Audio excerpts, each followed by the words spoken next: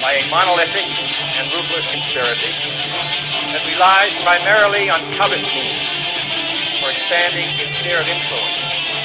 It is a system which has conscripted vast human and material resources into the building of a tightly knit, highly efficient machine that combines military, diplomatic, intelligence, economic, scientific, and political operations.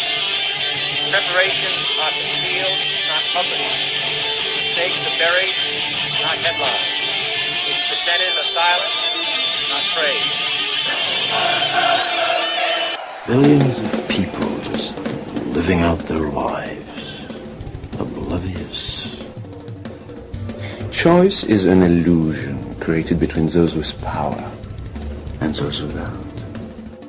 I drink your milkshake.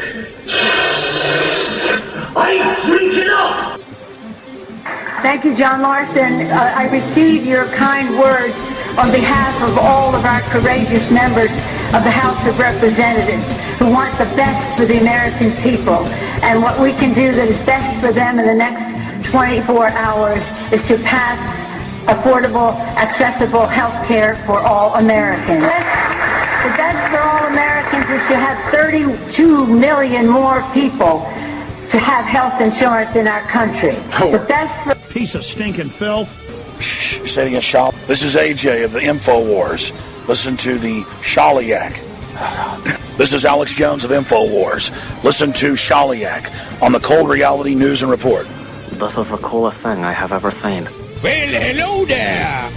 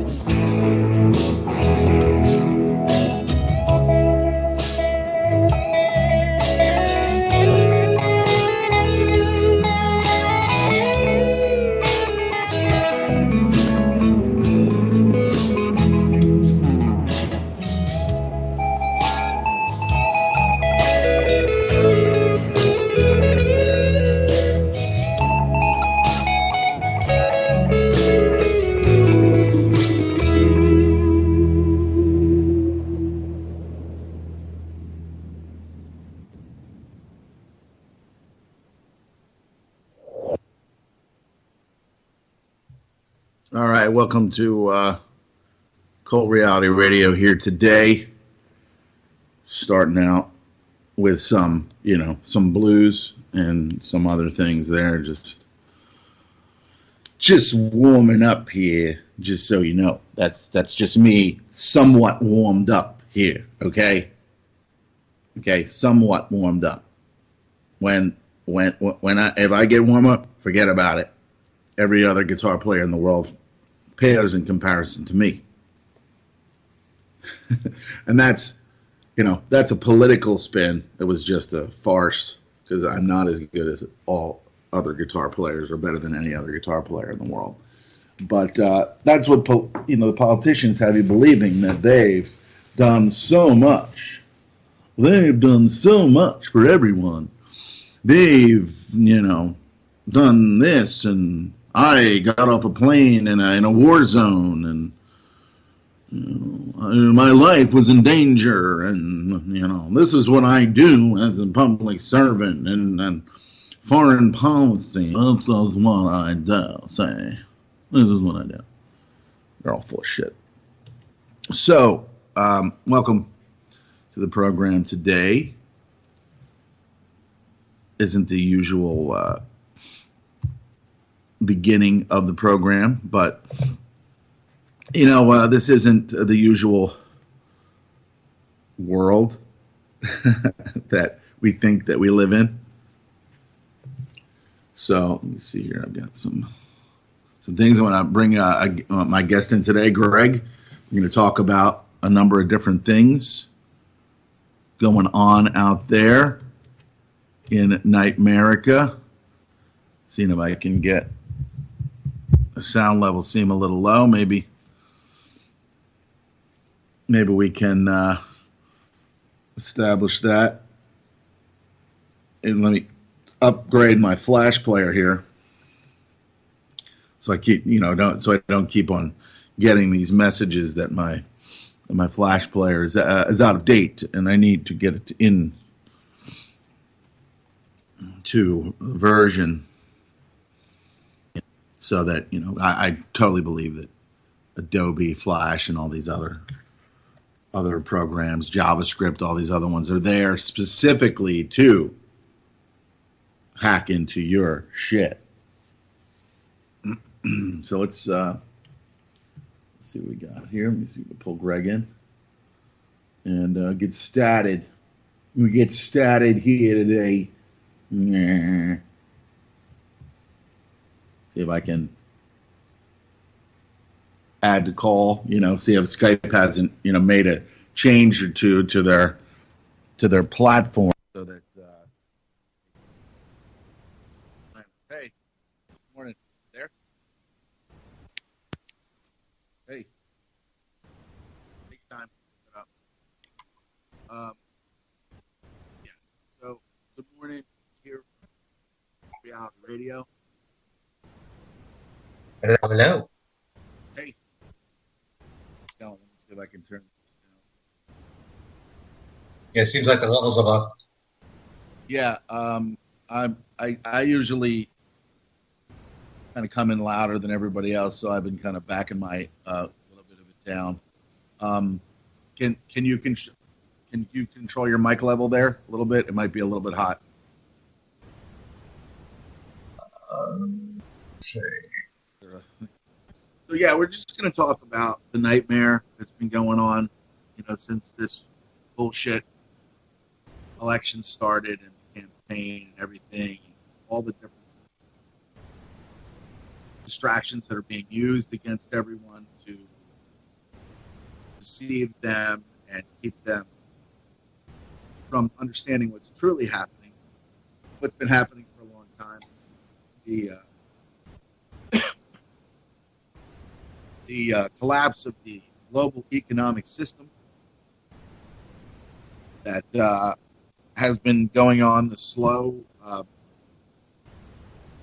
methodical demolition of the economic system that is going to allow the relatively small percentage of dominant garbage and filth to, transform our world through a problem, reaction, solution type thing, and all the things that they're going to tell us when this happens, when this takes place, are all going to be lies.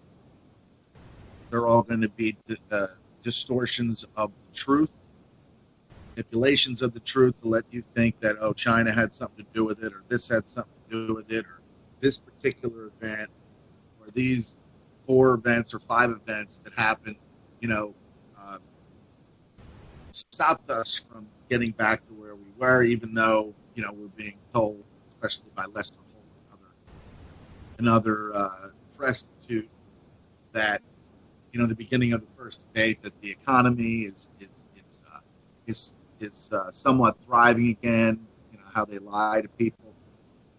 And Greg's going to shine a little bit of light, actually a lot of light on that, because he understands the economic system much more than I do. And I like money. I have some change in a plastic jug in a cabinet.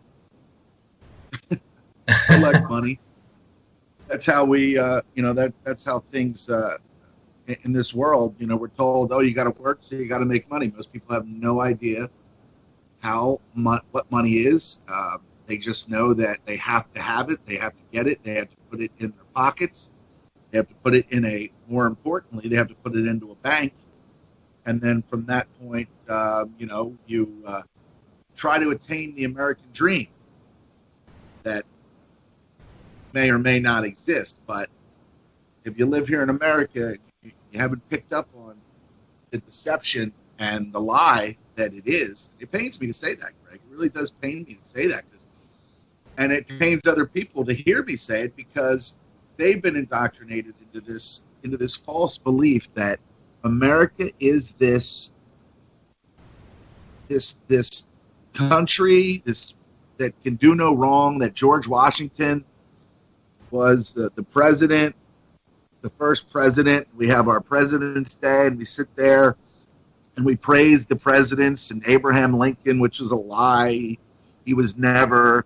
That if I could save the Union without freeing one slave, I would do it. But they conveniently leave all that stuff out about Honest Abe. And, of course, his name came up in the second debacle bait, you should call it, right? Not a debate, a debacle bait.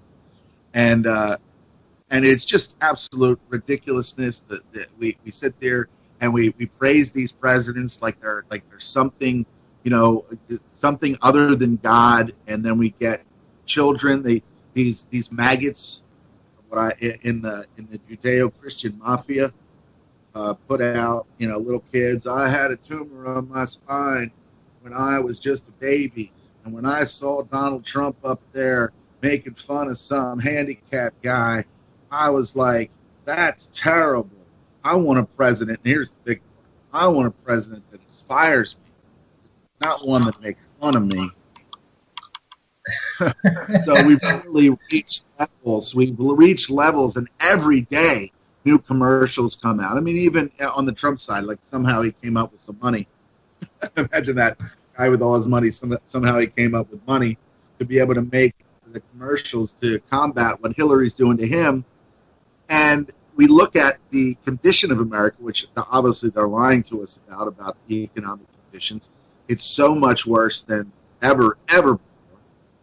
And all the money that these vile, vicious, blood-sucking maggots are spending on these commercials, they could be taking care of people. They could be helping people that are living in poverty.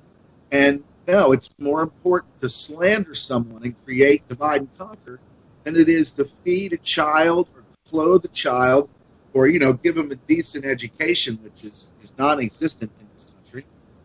This corporation known as the United States.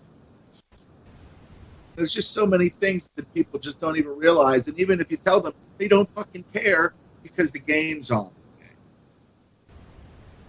And well, that's true. It's not what anybody thinks it is. It's certainly not altruistic. And if you've ever heard the phrase, taking the velvet glove off the iron fist, well, that's exactly what's coming. because the rude awakening is just around the corner. I think that scales have been moved up. And it's one of the reasons why they put up Hillary Clinton to run for president this time around, because I think she represents the whore that rides into Babylon on the back of the beast, to rain death down upon humanity and bring about what their real plan is to create their greater Israel and rebuild the temple. So you brought this the correlation between the whore that we see, and let's make no mistakes about it. Donald Trump is a whore as well. Well, Donald Trump is a whore, but I'll get into a little bit of that. There's some interesting development this week. I think there's been a lot of changes this week. I'd love to talk a little bit about that. So you make this correlation between the whore riding into Babylon, and talk about that a little bit. And Greg's not like a Bible thumping guy, but he's listened to a lot of really, really intelligent researchers, the likes of Clint Richardson, just an honest, kind-hearted individual who just wanted to find out what's going on in this world, like a lot of other people that got involved in this, or maybe heard Melonhead Alex Jones at one point, and say, hey, these things are really happening.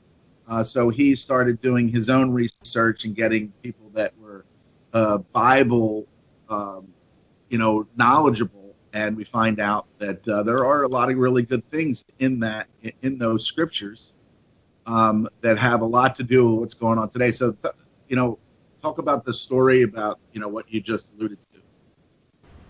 Well, a lot of people don't know what the original name for the District of Columbia, Washington, D.C. was.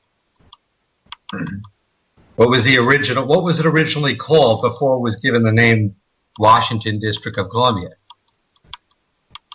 Its name was Rome, Maryland. They changed it from, and when did that happen? Not exactly sure. I don't remember the exact year, but it was shortly after. It was in the late 70s. It was after the ratification of the Constitution, or it had been selected because they were looking for a place where they can set up the city-state, all right, of the new nation, all right, as its capital, because their purpose was from the very beginning to have us all not be free, but to be subjects of the city-state, so that they could fulfill their prophecy. When the Romans destroyed the temple in Jerusalem in 70 A.D., in essence what they did is they destroyed Judaism. Okay, once the temple was destroyed, the religion was destroyed. What came about afterwards was the creation of the Babylonian Talmud. Okay, which Judaism back then was much different than what Judaism is today. Yeah, okay? Correct. What it is today, they follow the Talmud, and Talmud is not the word of God; it's the word of man. The Torah represents the word of God, and today, what people who call themselves Jews do not follow the Torah. They're actually it's a combination of both, or it depends upon the sect that they're in. Most don't even really understand it. But there's a high-level group of people. There are people who think they are the lost tribes of Israel, whose goal it is to rebuild the temple and to restore Israel, the greater Israel, which is from the Nile to the Euphrates. And everything that has been happening for the last, 2,000 years really has been leading to that objective. And I think that in order for them to bring about that, where people will demand the temple. Remember, the temple is a bad thing.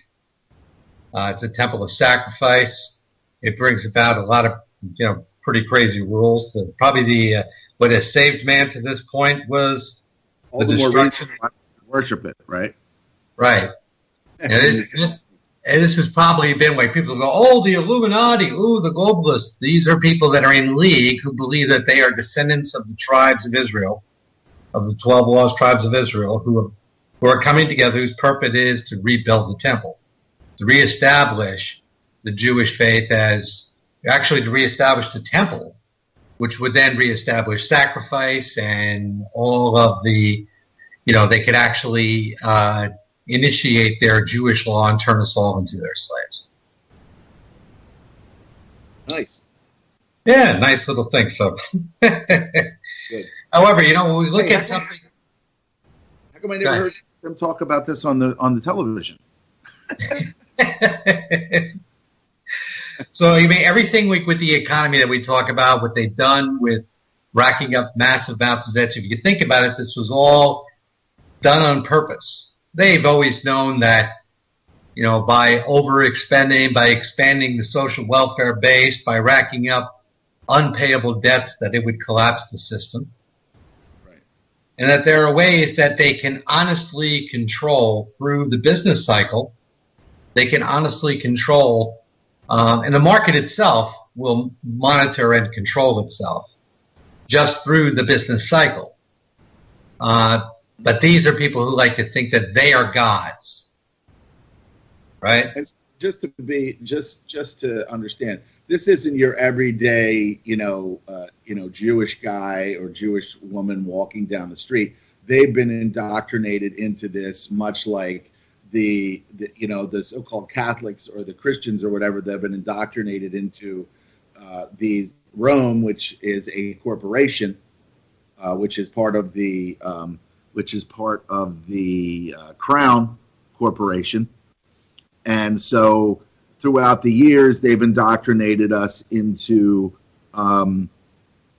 they've lied about, they've created Bibles that have distorted truth and, goodness, which there's a lot of people out there that just we've been turned away from that book. They use it very powerfully against us, but people just can't really grasp that we have that there are good things in the Bible, but we've been turned away from that. And it's just I think Clint said it every time. We have free will. We have to understand that there's a reason why there's so many crises that go on with the Vatican, because the Vatican in and of itself, there's nothing holy about it. It is a control mechanism for the world, and it's a control mechanism. It's a control mechanism that I believe has been taken over when it was something that subdued and controlled really the two tools of what you might call the banker class. Okay, I don't want to make this about Jews, because it's not about what we refer to about Jews. You got a social security number, you got a driver's license. Guess what? You're a useful idiot. Well, that's why I mentioned. You're a commoner. Yeah, you're a commoner who happens to call yourself a Jew, but you are of no import. You are of no power. You don't pay your taxes. They throw you in jail also. The most important thing is that, and I wanted to preface it before this, because, when you start talking about Jewish people, or you start talking about something, people automatically think that you hate them, because we've been indoctrinated into all this bullshit throughout the years. But these Jewish people that you see every day running this, running that, they've been indoctrinated in the same way as the Christians and the Catholics and all these other, people that have, they either have a clue, they either flock to it, like you saw everybody, fawning over Francis, or you get those people that are just like, go fuck yourself, And, there's the same thing with Jews. There's Jews out there that just like, whatever, I'm a Jew. and I don't go to the temple. I don't do this. I don't do that. They separate themselves from it because, there's a lot of other things going on in life than what the fuck they're talking about in a Catholic church or a Jewish temple or whatever. There's a lot of more interesting things going on. But at the same time, when push comes to shove, their backs against the wall. They will back all of this evil, from the temples, from the Catholic Church, and so that's why I prefaced it before. There's a lot of people out there have no idea that they've been manipulated. They've been spiritually manipulated, economically manipulated, and we've all been manipulated. Everything, every single one of us. Everywhere. In every way, we've been manipulated to accept things that are against our own interest. We've been manipulated to accept usury and sodomy.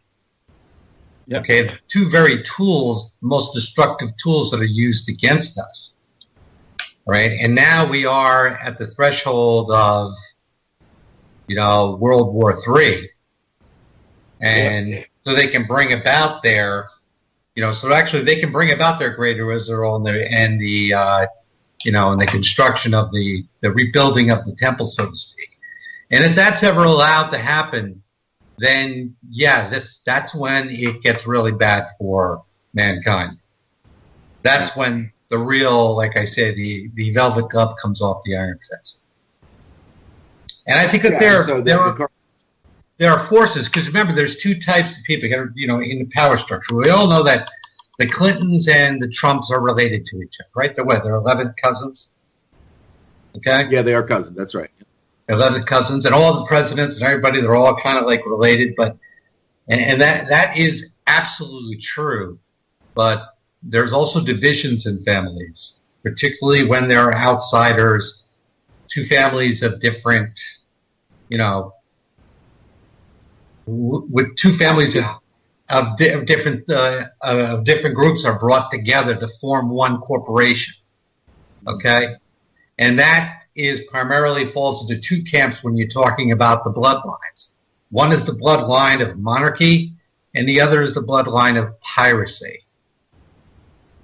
Now, obviously, we know Hillary is of the line of piracy.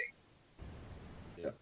Right? But if you look at Trump could be looking at the bloodline of monarchy has had to sit back and watch over the last 50 years since the end of World War II, really. Mm-hmm. The actual decimation of the respect that monarchies were given. They probably, because they bought into the idea that we need to prevent this whole, going to war thing, and we can do it by going globally. First, we do it by going to war, and then we can control the commoners. Maybe it sounded like a romantic idea to them because they figured, well, if we can control the commoners, they can never rise against us, and we can have perpetual power. All right? But it turns out that what happens is when you make a bargain with the devil, well, you know what happens. Right? So maybe this is an indication, because what I've been seeing in the Trump campaign this week is, it has totally become radical. Yeah, it's getting ugly. No, it's not getting ugly. It's getting clear. The lines between the two candidates have never been more defined than they are right now. And they had to kind of let the scandals come out, right? So that he could separate himself from the Republican Party establishment. To give you an example, the Republican Party, the Republican National Committee, runs their own advertisements, runs their own television commercials for their candidates. I've been seeing that now. Okay. I've been seeing before. It used to be this is douchebag McGee, and I approve this message. This is Republican McGillicuddy, and I approve this message. Now it's the entire party. No, they do that every year. They run it. I'll give you an example. But in 2012, when Romney was running against Obama. This particular stage, 3 weeks out of the general election, the Republican National Committee had spent over $43 million on advertisements for Romney. Guess how much they've spent on Trump to this point? Oh, they've probably next to nothing, huh? Zero. Yeah, zero. They have not spent a single dime promoting their candidate. All right? So Trump's doing it all himself. And it's not just the Clintons that are running scared, bringing down the Clinton crime machine, which would be the greatest thing for us. It's the Bush crime machine. You know, it's the entire establishment now that's set up and running against him. And I think he's got it. I actually think it's like, wow, because, you know, if the election is close, you know, they can have it thrown to Hillary.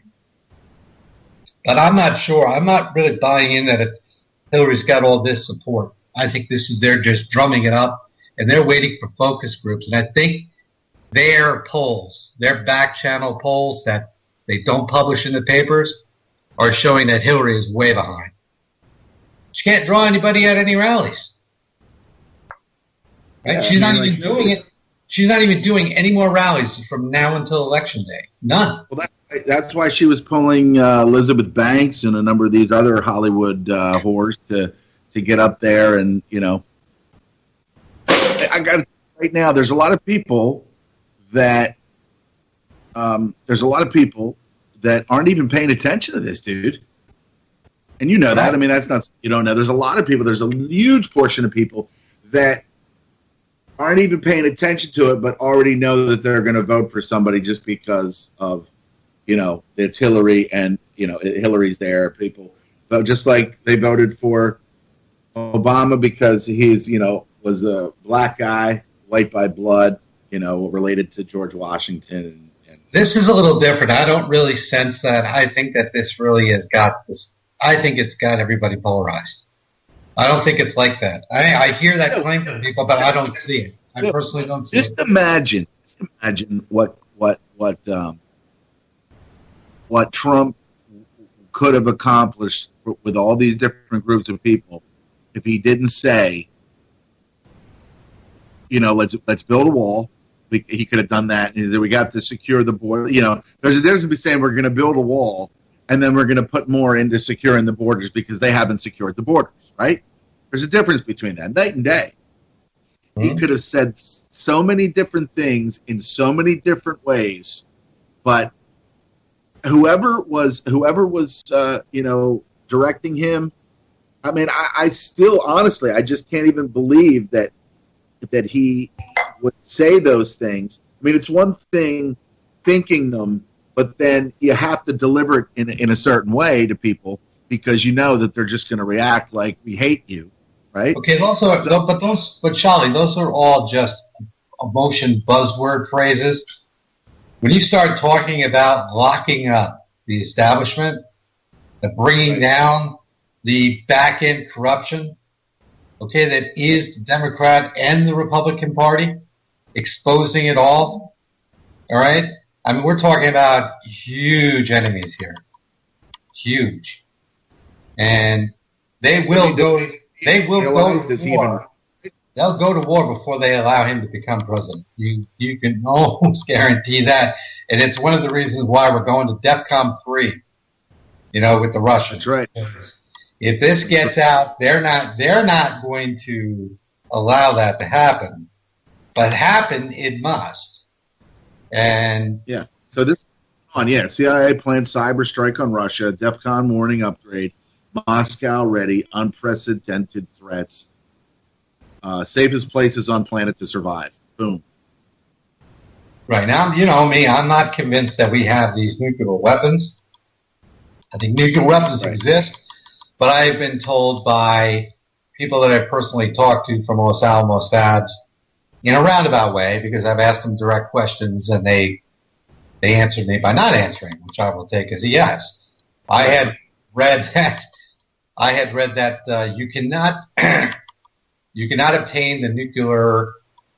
You cannot obtain that nuclear reaction to create a nuclear detonation in a state of inertia, which means that you can build a nuclear bomb, but it has to be built stationary to the place where it's going to be detonated. And that's quite an undertaking, unless the Russians have let us come in, and we've let the Russians come into the U.S. right? But then again, any nuclear explosion that is detonated in the United States means that we detonated it ourselves because it was built and, for the purpose of detonating at one point in the future, right? But maybe I'm wrong. You're saying that they could shoot something and then, an enemy of the U.S., which is pretty much everybody now, right? Yeah. They could shoot at us, and then, as that gets closer to us, they could just detonate something to make it look like that was there was a nuclear warhead on there, but really actually wasn't. Right. Just like, it's like when you go to Hiroshima and Nagasaki, which I've been there, and you look around and you don't see any real evidence that it was ground zero of a nuclear explosion. How could it be? Why would they rebuild the city right on top of the place of, where the bomb was detonated? Right? Wouldn't they go up? They could go 10 miles away and rebuild the city there and just put a big fence around the spot. So that we've been lied to about nuclear weapons. I truly believe that a system that there's obviously nobody wants to be hit with that type of technology that could kill massive amounts of people in horrific ways. I don't believe that they actually built them, that they allowed them to be able to do. I think the fear of that is sold to people so that, they can control countries and obviously create. No,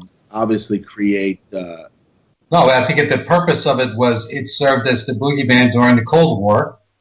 Today, they have developed many other very, very nasty weapons that have the ability to kill people and break things on a mass scale. They even can use those weapons and then, detonate a radiological bomb, a dirty bomb, which would give the trace elements, and then they could say, see, we detonated a nuclear bomb, radioactivity levels are through the roof. And they could make it look as though a nuclear weapon exploded, but in reality, it was just one of the newer super big bombs. It's like, the rumors they told us all that they had neutron bombs. Okay? Right. And yet, no one's ever seen a detonation of a neutron bomb or the results of one. It's all been a psyop from day one, just to scare people to say we've got these super weapons and stuff like that. So, and I've been reading too that the Russians, know all this. They're not stupid people, and they have their means. Same people, are they controlled by the same interest and power that controls America? I believe that they are. But for some reason, maybe I believe they are in the sense that they are stepping back to their old traditions through the Russian Orthodox Church, which puts them more in line with, what they believe are the ancient Rome. Okay, more in line or more in league with the Holy Roman Empire, right? Which, if you really look at it, is not such a bad thing. It's a system driven upon ethics and morality. I mean, in the very near future, you're going to see where it's going to be illegal in Russia for you to charge usury. They're on that path. And if they can do the two things and eliminate usury and sodomy in Russia, then it's going to be a paradise on earth. And of course, it being basically being an Anglo-Saxon based, country, it's that's another reason why they want to destroy it. Yeah.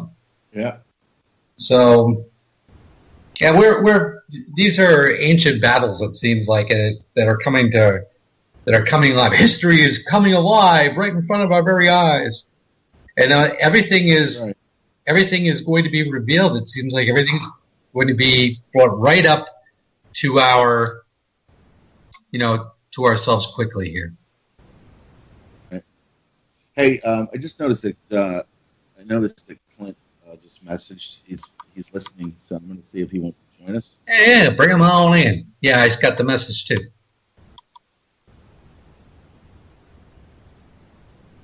Why you bring him in? You want to talk with us commoners? Want to talk with us? Yeah. Want to talk with us commoners theorizing about stuff? Right. So Axel Dick Rod says that she should skip the final debate. Which is ridiculous. And then there's also. I think if she does, she question. loses. If she skips the final debate, she loses. But you know what? I was reading a thing. They actually had it in the New York Post yesterday. You know why they put it in the Post on Saturday? Right. Okay, it's slowest news day of the week. The guy who it was an anonymous letter from the person who hacked. Who hacked Hillary's account. Mm-hmm. And John Podesta's account, which she provided to WikiLeaks for verification. According to what this individual wrote, which they published yesterday, is that the absolute worst and most damning is yet to come, and they know that they can't give the Democrats or Hillary enough time to sort of jib and jab and shift around. Yeah. So what's coming around, what's going to be released through the WikiLeaks after November 1st is going to be her death knell. So it's either going to keep a lot of people. I don't know what it is, but that's what's being presumed now. So far, I mean, you have to look at the stuff that's being leaked already. Is this which they published yesterday? Is that the absolute most damning is yet to come, and they know that they can't give. Hey, I'm having deja vu. Deja vu. Deja vu. Got to turn off the radio, Clint. After November 1st is going to be her death knell. So DEF CON and oh god, it's over. It's going to happen in the middle of the game today too.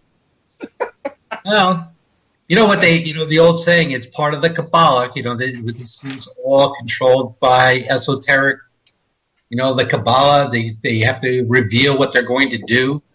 Aren't they doing that now? I mean, by telling us this, they're gonna show us they're going to let us know the fools that we are. It's all going to be revealed. So maybe this is just a sign. Maybe Trump is saying, hey, I identify with the the commoner. No, the monarchy. The monarchy. Okay? The monarchy of honor.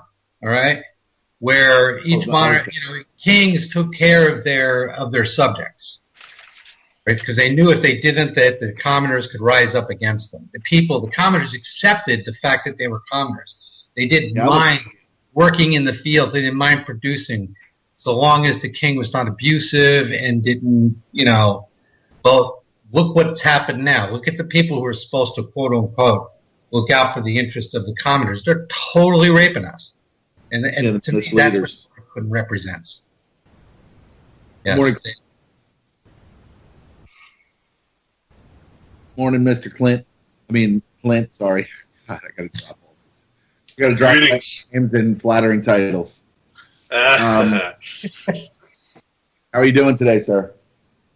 That's so funny. Everybody seems to have that same reaction, man. I met up with a couple of guys the other day, and I went to shake his hand. He's like, "Oh, wait a minute. You said not to shake hands." I was like, "What?" I did not say that. Listeners? Yeah. Are they listeners? Yeah. Oh, nice. Yeah. Right. It was. What's that? Right there in town? Yeah, they were just driving through, so I met them for lunch. But it was just funny. I'm like, well, not everything I say is practical. I didn't mean not to introduce yourself. I just meant beware. So beware. So did you sit down and break bread and Absolutely, man. It's my favorite thing to do. For one thing, it gets me out of the monotony, gets me out of my basement. And right. And actually talking one-on-one to people is so nice, So yeah, man, anybody that ever comes through, I'm like, yeah, give me a call. That's really awesome, man. I'm glad that happened.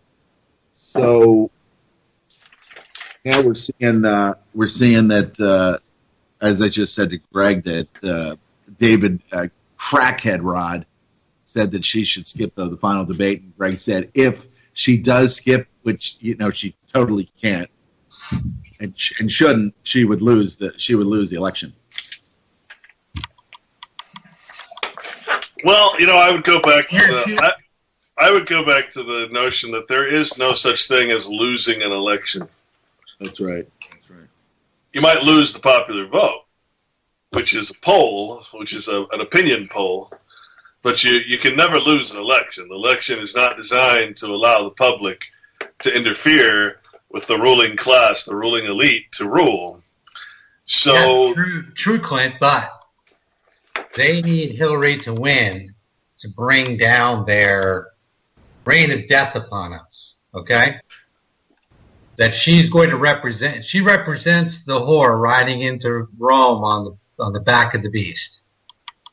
And by the way, the Washington D.C. the name of Washington D.C. prior to it being called D.C. was Rome, Maryland,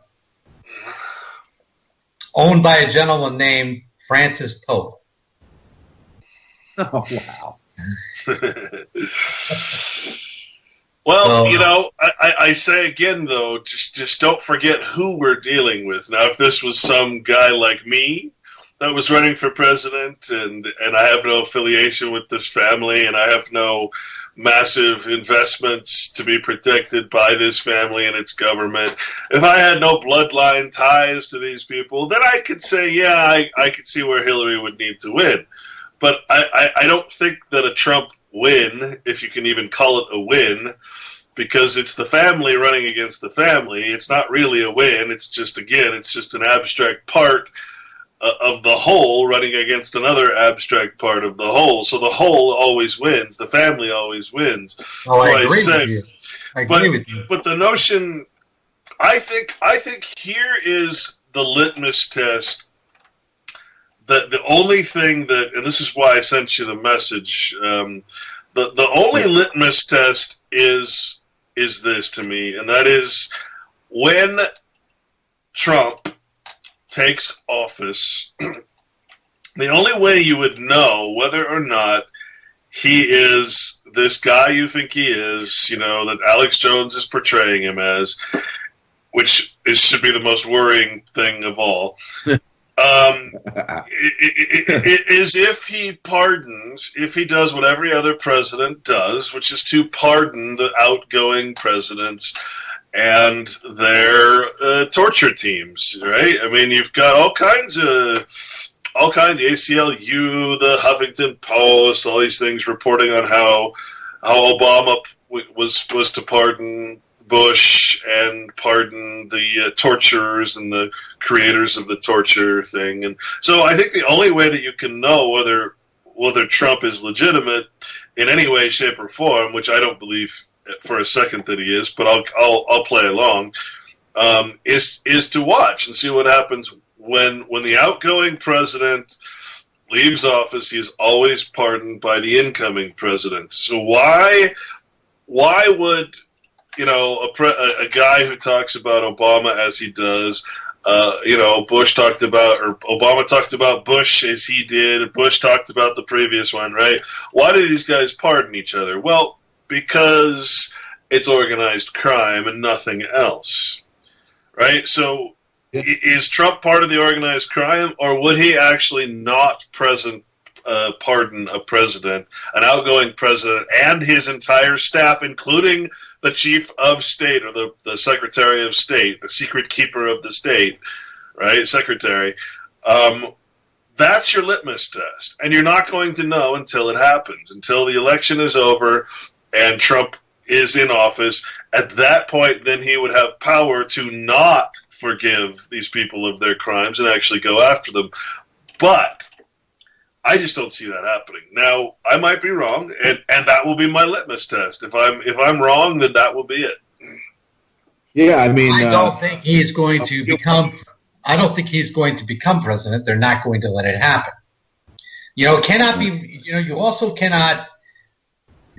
2017 represents the 100th anniversary of the Russian Revolution. Okay, we are reaching the end of this economic shell game that they've been playing. There's no more there. So they know that they have to collapse this system very soon. It's a matter of who's going to take the blame, right? They want to, so blame it on the Russians, blame it to keep the commoners distracted so they can go in and reset the table and reset the board and select their favorites and, of course, continue the bloodline in the power struggle and get us into the next phase, and it's all part of the plan. And it feeds into the whole Hillary is the whore riding in on the back of the beast into Babylon, which is Washington, D.C. Well, and I think that's important too. Is the sheer nightmarish revelation that we're getting, the information we're getting about these people's criminal behavior. Now, let me just say one other thing too. Do you remember what happened to the supporters of the Bolsheviks after the Russian Revolution? Do I remember? Well, no, I wasn't alive.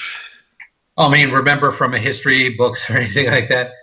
I've heard of Stalin's army of rapists, and I've heard a lot of really bad shit. Yeah. All the people that supported the Bolshevik Revolution prior to the Russian Revolution, the ones that supported them and helped them and get control, guess what? They were all rounded up and exterminated. And often people would have, well, why would they do that? These are the people that supported them because they were useful idiots. And under Kabbalic law, the Bolsheviks were blatant criminals. Okay? They were bandits, thieves, rapists, murderers. And they were able to transfer the punishment for their crimes onto the people who brought them to power. And they were Irish, right? Okay, so you think about it, they are not hiding the fact that Hillary Clinton is perhaps the most corrupt person who's ever run for office. Ever. No secret. But America needs its first woman president, Greg. Okay, so now you accept her crimes, knowing full well and full, there's nothing ambiguous. It's not like they discover it later after the fact. You're fully aware that she is the most corrupt person ever. That allows her transgressions, her crimes, the punishment for which can now be transferred to you. And guess what? Just as they did all the supporters of the Bolsheviks, they're going to come and round. That's why the FEMA camps have probably been built.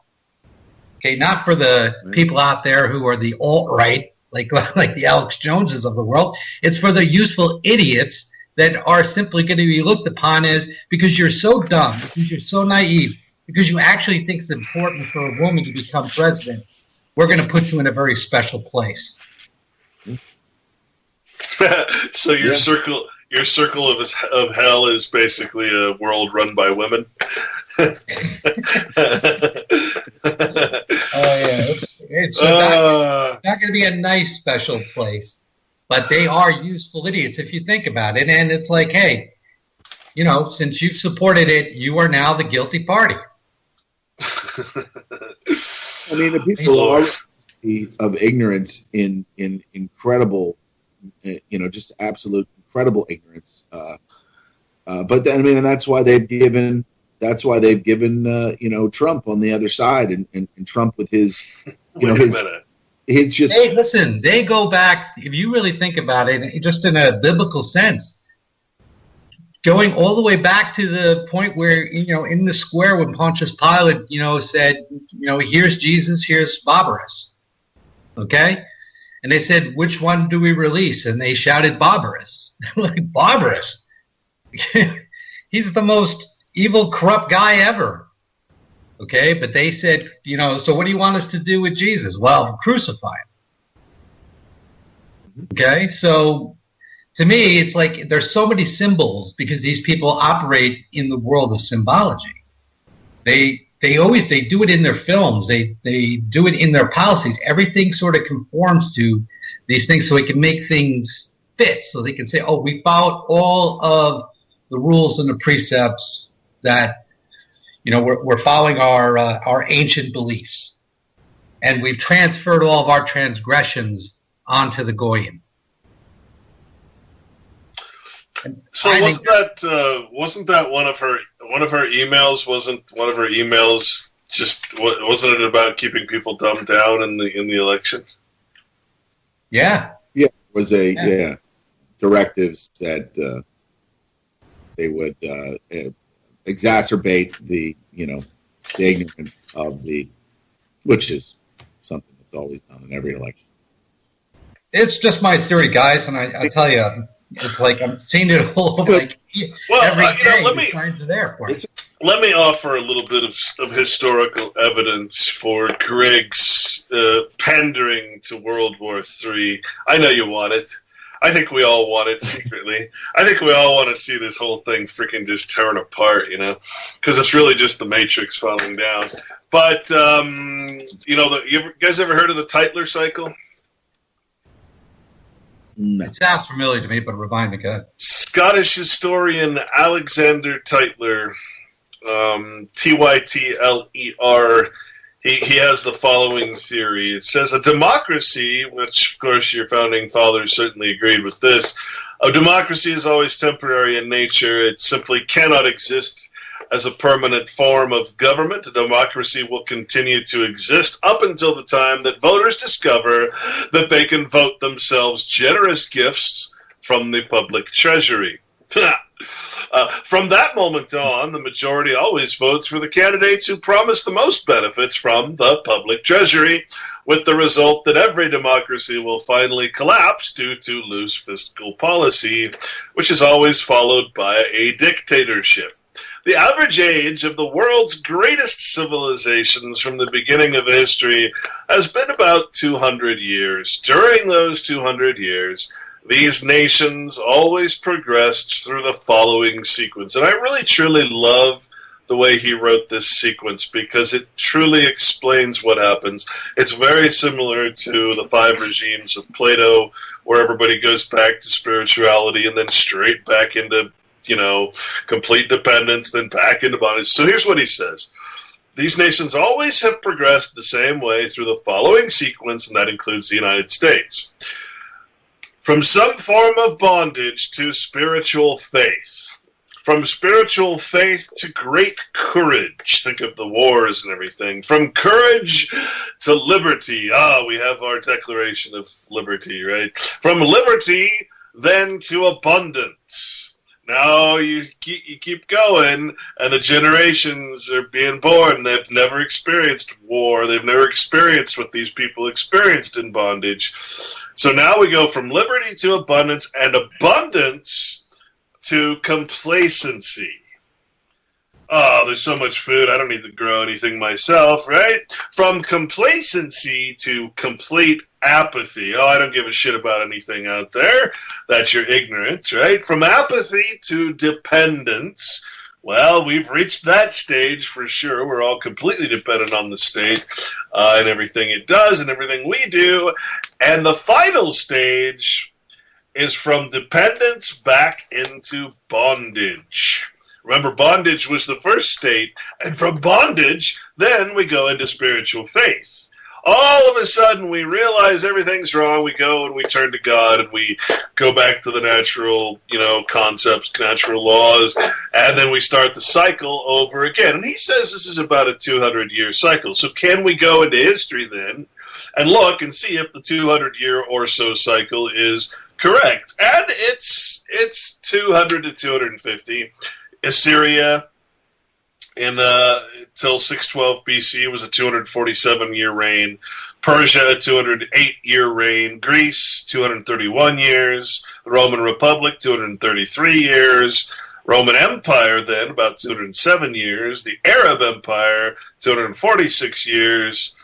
The Mameluke Empire, 267 year. The Ottoman Empire, 250 years. Spain, from 1500 to 1750, was a 250-year reign. Romanov Russia was a 234-year reign till 1916, and we were just talking about that, the Bolshevik Revolution. Great Britain, a 250-year reign. And finally, the United States, from 1790 to 2016, we're talking about a 224-year reign and counting. So who's the next reigning champion, if you will, that's going to be added to this list? And I would agree that it's something between Russia, China, and all that. I haven't decided, honestly, but Russia seems to be the... Russia's it, because Russia's got the most in the way of natural resources, but I think China is lacking on a great many resources. Yeah, they need an empire in order to reign. Russia is self-sufficient. I think the most important aspect of this, though, is that we are in that cycle right now in our lifetime of 200, from 200 to 250 years. So we're at 225 years right now. Okay, that is a very long time in a society and in a technologically advanced era like this.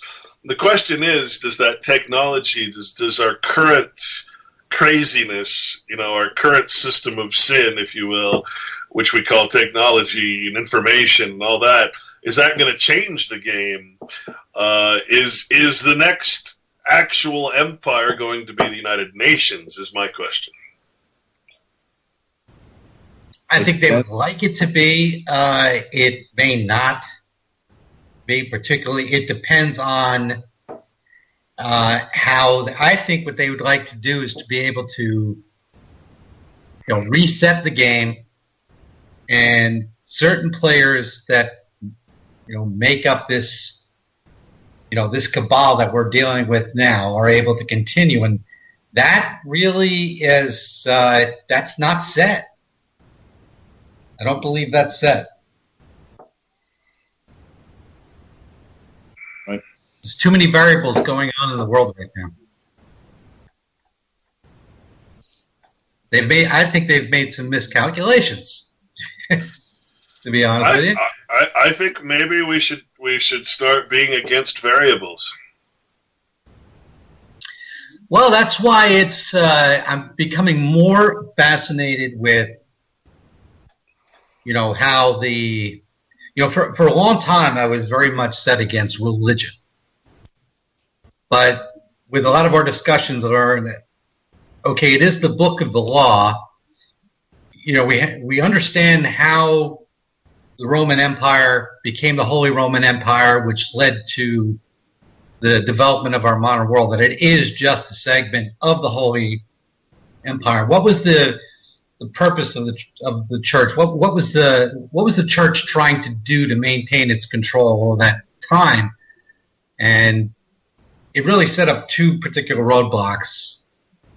One was to condemn usury, and the other is condemn sodomy. And this is why and E. Michael Jones, I think, is really doing yeoman's work and talking about this, because that the church was infiltrated.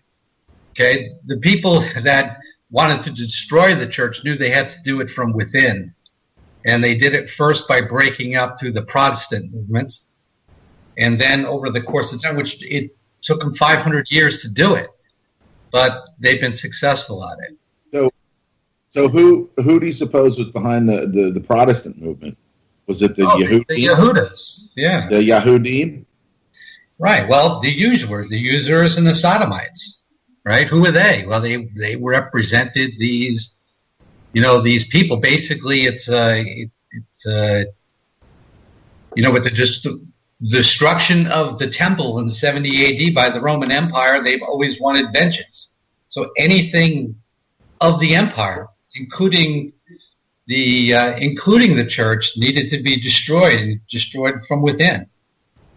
And I think you give a lot of credit where no credit is due, that the church was somehow a good institution in the first place. My personal opinion there. But I will say this. See, I had thought that too, Clint, but you know what? Maybe not. Maybe it was fulfilling a function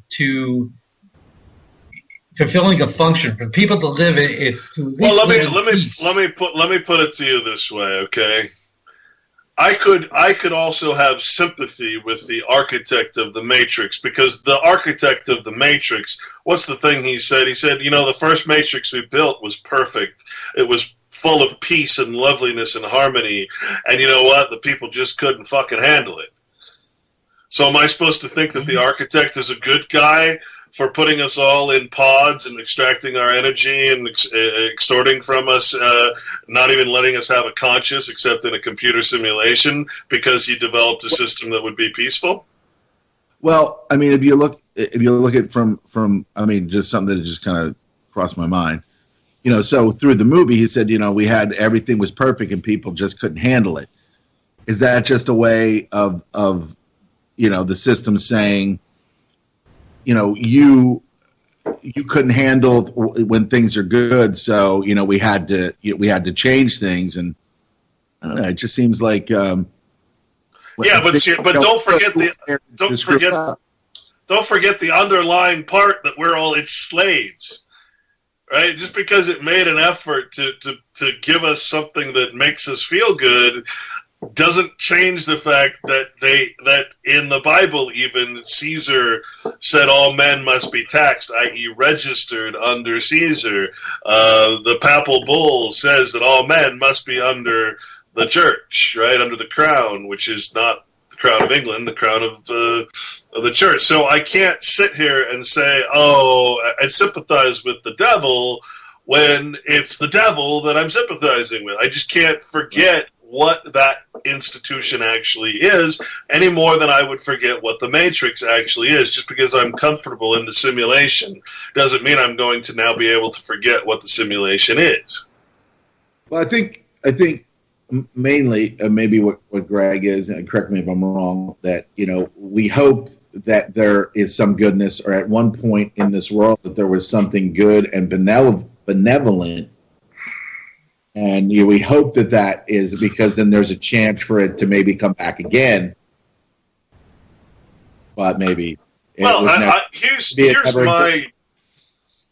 what I've discovered. I find it really amazing that when I'm looking into a word and I can't find the word, I can find the word, I know the word, I use the word all the time, but I can't find it in the legal dictionaries, right?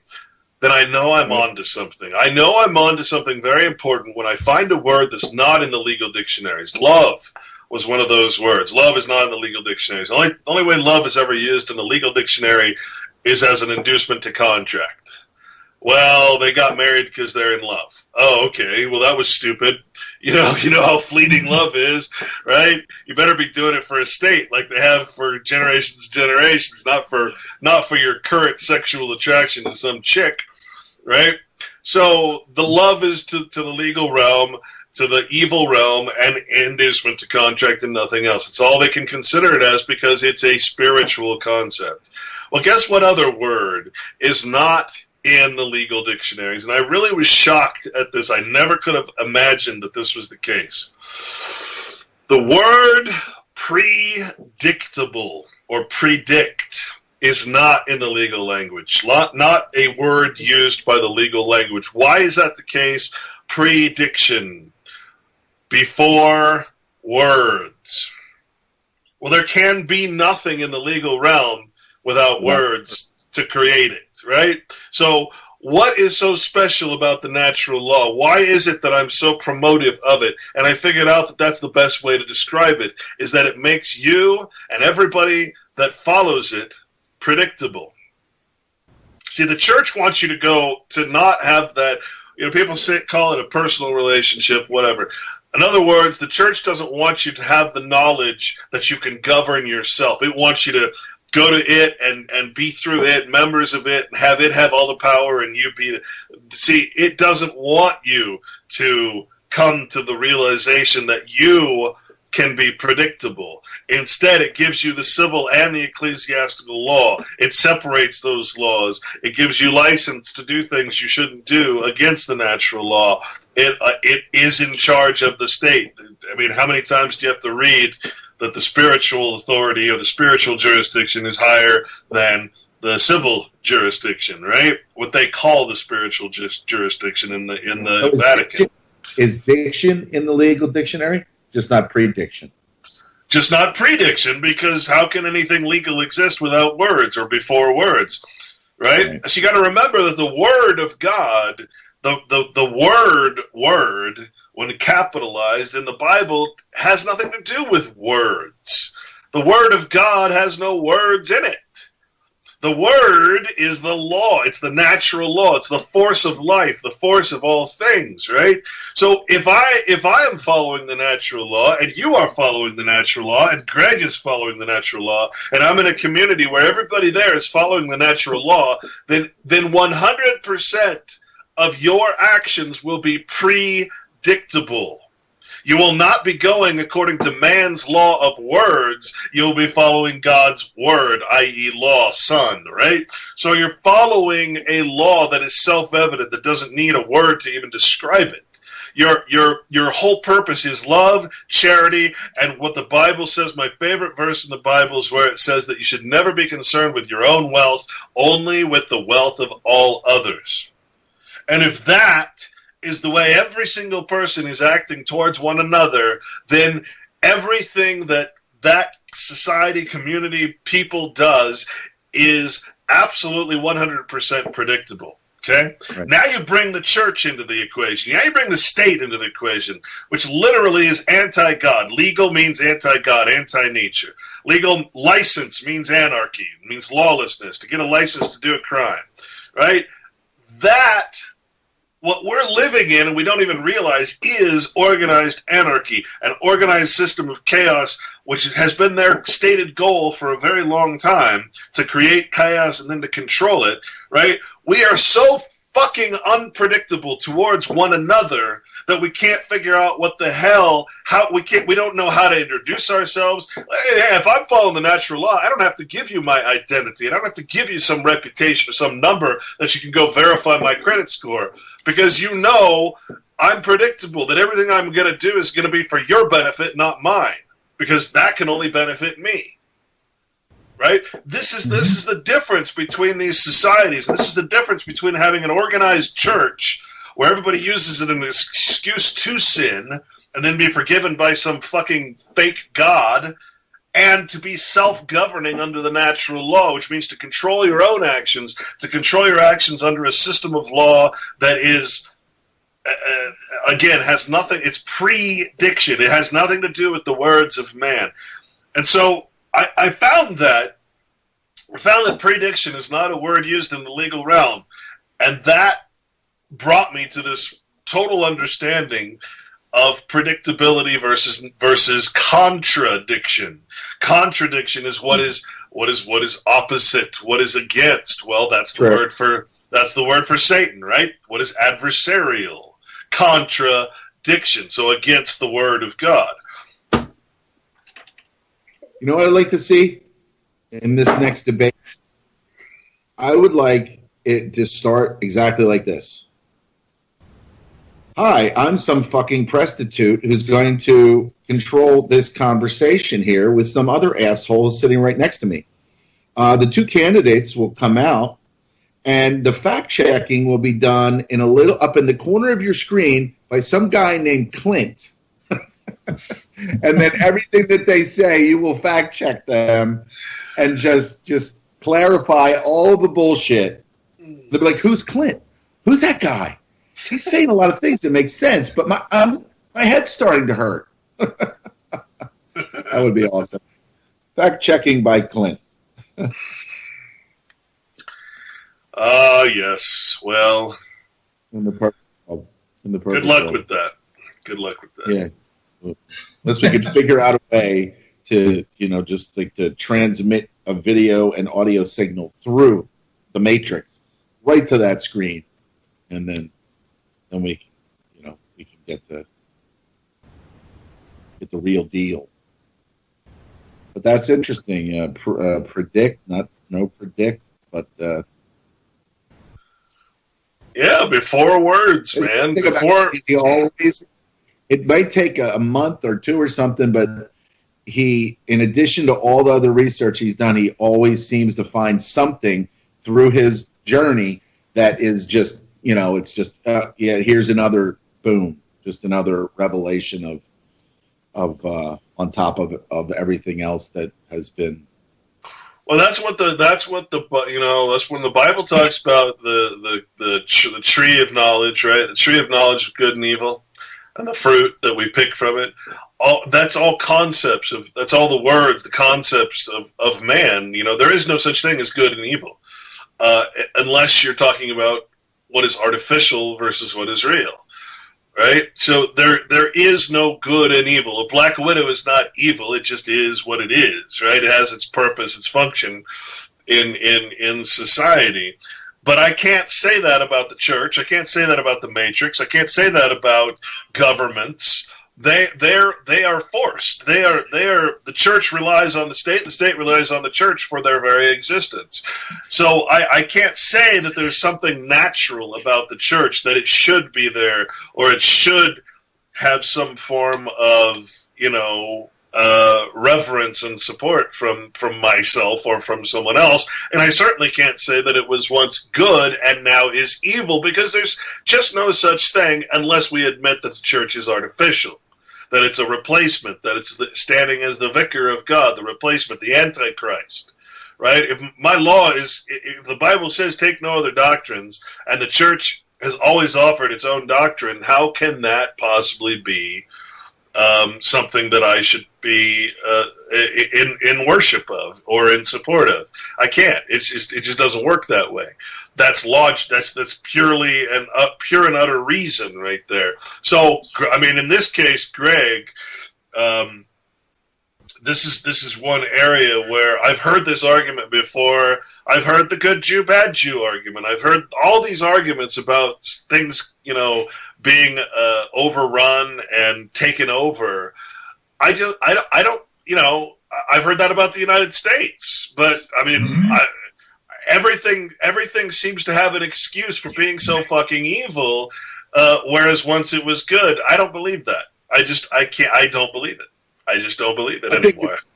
I'm not trying to make the claim that it was ever good. What I'm saying is that that there was a period of where people were not blatantly evil, weren't supporting it. They were there. There really was, and then, again, the level of understanding was that people at least they tried to live by a code of honor. Okay. I think it's in there. I think it's in there internally in all of us. You think so? I don't think that people are living by a code of honor anymore. I think they are honoring the dishonorable and bringing dishonor amongst them down upon their own heads. Yeah, but that doesn't mean that they're not actually aware that they're doing that. That's the beauty of, like you said, that concept of self-evident law and self-evident knowledge. Which is the very definition of God or nature. You never don't know what you're doing is wrong, because as soon as someone points it out to you, you instantly know that you have no excuse to justify your actions except, well, I have a license to do so from the government. Oh, look, I have a legal, I'm here legally. No one ever says I'm here, under God's command. I'm spiritually inclined. They know they're wrong. They know what they're doing is wrong, and they know that instinctually, even though they have a license from the state to do something wrong, they still know it's wrong, right? Mm-hmm.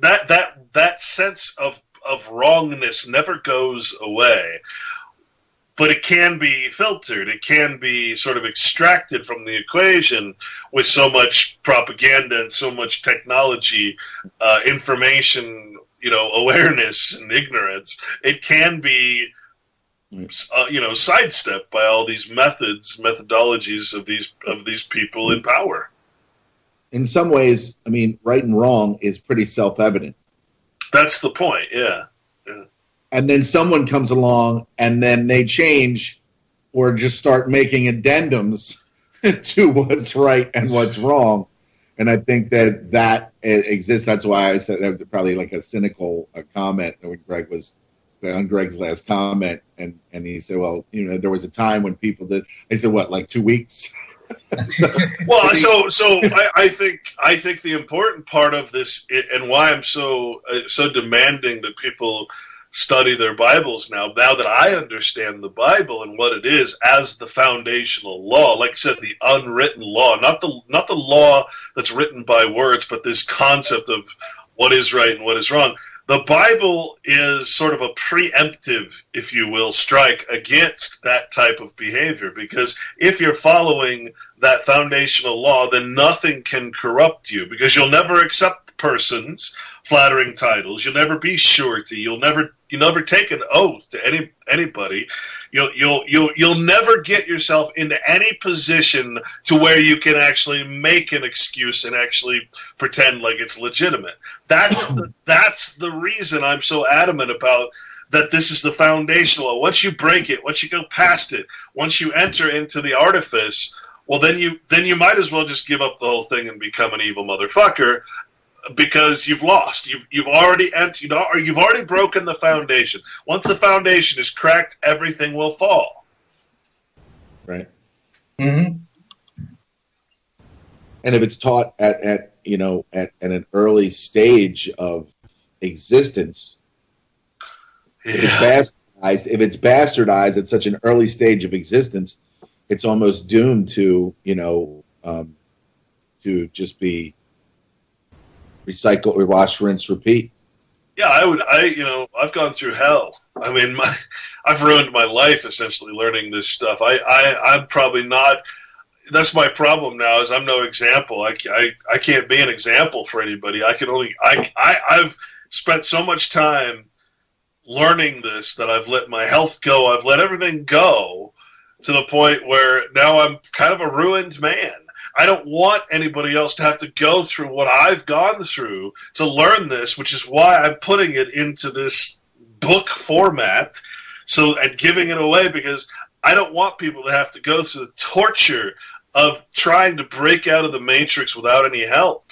It's the worst feeling in the world to go through all of this, learn all of this, come to an understanding like I have, and then realize that no one else is ever going to, probably very few are ever going to be able to spend the time and basically risk their health and not get married and do all the things that everybody is supposed to do in their life, not have children. I don't want people to have to go through what I've gone through. I want to give it to them with I don't know how to say it. I don't want people to have to go through the pain to get the knowledge like I have. You see what I'm saying? Right. Totally agreed. It's a tough road. Yeah, and I mean, you've obviously made you made obviously a sacrifice. I'm doing what I'm doing here. I've obviously not sacrificed as much. I think Greg the same, but I can honestly say that this I don't know. I think this just might have been your path, your journey. It was what from the time you were born to the point where you are now. This may possibly change everything, or it might make if it makes any difference whatsoever in anyone's world, man. Then you've done more than most people have done in this world. Well, I think what's sad is that you start to sense this overwhelming power of what knowledge can do, But at the same time, you're up against this ignorance that you're talking about, this induced ignorance from public school, from birth, no fault of really anybody's, but again, this architect of the Matrix, right? Overcoming that is so difficult, and I think honestly that at the same time you feel this power of knowledge, you also feel so weak and so unpowerful, so without power, because because words, words can't describe the once you stop thinking in terms and in limitation of words, once you start thinking spiritually above all else, then how do you communicate that in the vulgar terms that we're allowed to use in the slave colony, right? How do you communicate? So you also, the knowledge is something that's beyond words. It's something you have to feel, right? And so that makes it even more, almost more of a helpless feeling, even though you have at the same time this incredible freedom of mind and knowledge, but at the same time, it's a helpless feeling, right? And again, it's just such a. I don't think people should have to go through this just to learn what is right. Yeah, but that's all you see is when you observe the world around. When we talk about the election, we talk about these things. I look at it as an outsider observing the inside and seeing how all of this. These people who they don't understand anything about how the world works. They all fall into play, which allows them to be manipulated, right? And sometimes you just want to shout and say, "You fools! If you only knew, you could, you could make this heaven on earth." And yeah, I mean, and it wouldn't even take all that much. Just the key, I mean, it wouldn't take learning everything that Clint has learned and researched. It would just take just a 10% of it, small 10% of it, just 10% of that's it. The most critical pieces of information, and just if we could just download that into the brains of these fuckers.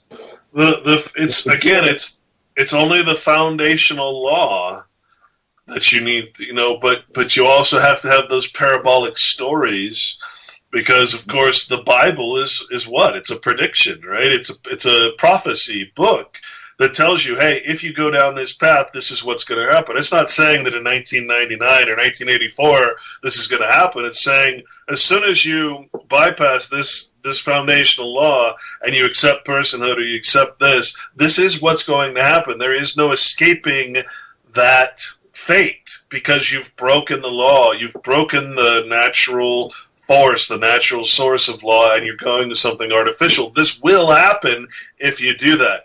So again, it's the foundational law that matters. And if that point, which is so hard to get across, if you can just tell people what the foundation of law is, and that everything that we do in the church and in the state is against the foundational law, which is why we're all slaves to that system, why we have no power, because we've given up all of our power, we've not reserved any of our rights, we have no duty towards one another unless we sign a contract, right? We have to be threatened to do what's right.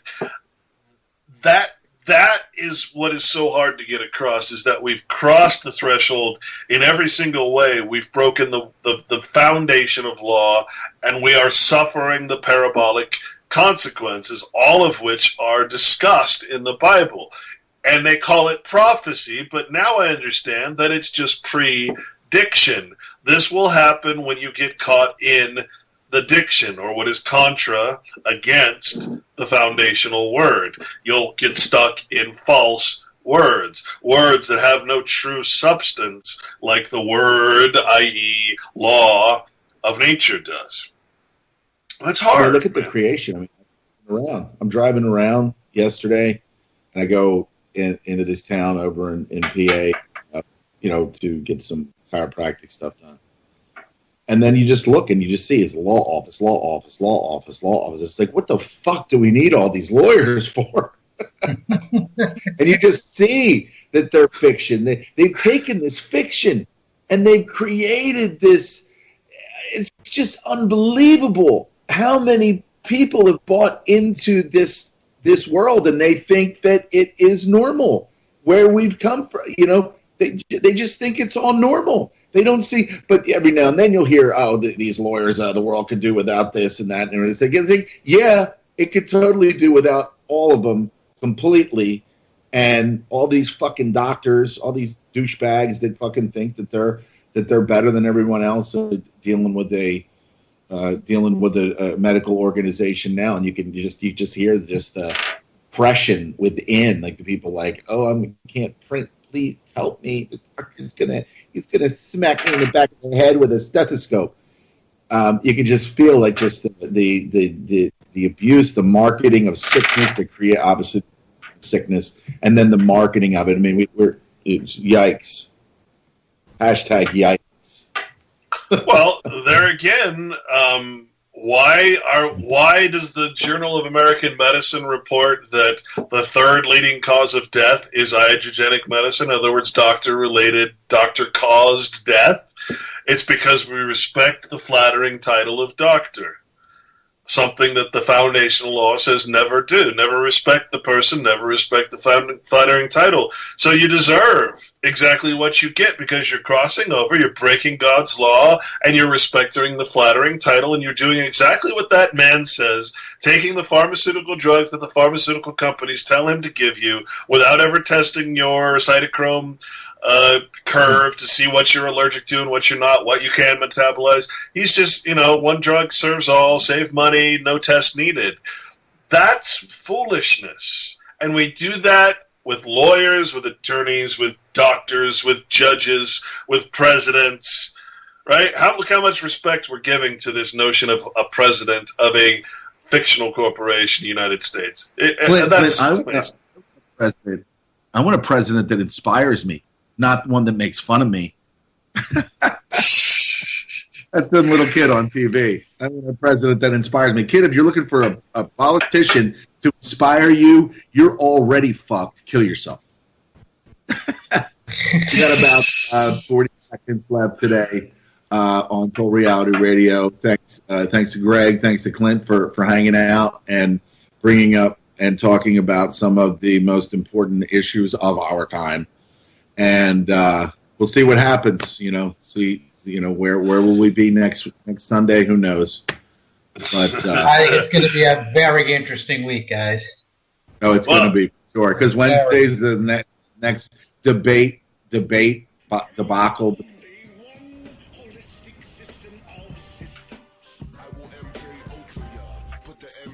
Hold on, guys.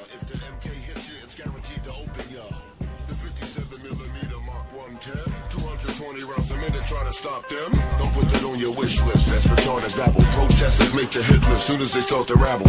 They are nothing but fishes in the barrel. It doesn't have to be Christmas for a carol. Some decorate with ornamental decorum. Some perform shock and awe on Hanukkah and Purim. That's where my job come in. I am a blessing to the mercenary for the corporation selling weapons to them. Any potential competitor step into them. I'm authorized to knock them out and stick a GPS into them. They want to sell uranium to Iran that's enriched. That's a bitch. Now we gotta teach a lesson.